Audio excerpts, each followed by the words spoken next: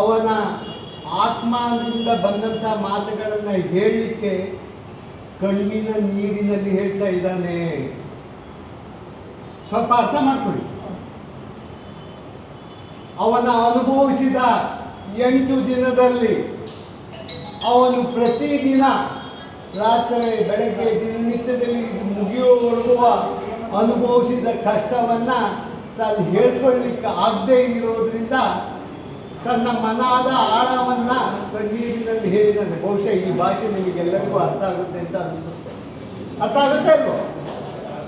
ಈ ವ್ಯವಸ್ಥೆಯಲ್ಲಿ ನಾವೆಲ್ಲ ಸೇರಿ ಈ ಹುಡುಗನಿಗೆ ಏನು ಬೇಕಾದರೂ ತನ್ನ ಜೀವ ಕೊಟ್ಟಿದ್ದಾನೆ. ನನ್ನ ಏನೇ ಹೇಳಿದಂಥ ಕಾರ್ಯಕ್ರಮಗಳಲ್ಲಿ ತಾನೇ ಹೋಗಿ ವ್ಯವಸ್ಥೆ ಮಾಡಿಕೊಂಡು ಇವತ್ತು ಪೂಜ್ಯರಿದ್ದಾರೆ.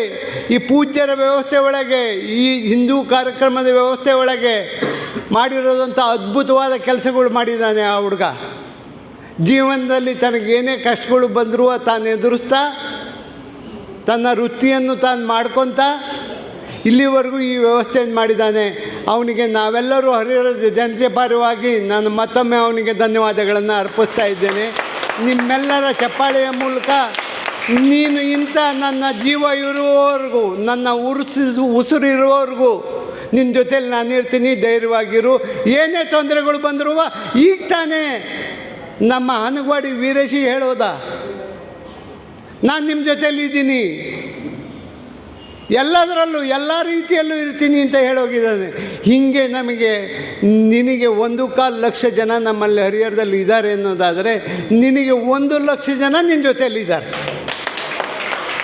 ಇದು ಧೈರ್ಯವಾಗಿ ನೀನು ಮಾಡ್ಕೊಳ್ಳಿಕ್ಕಾಗುತ್ತೆ.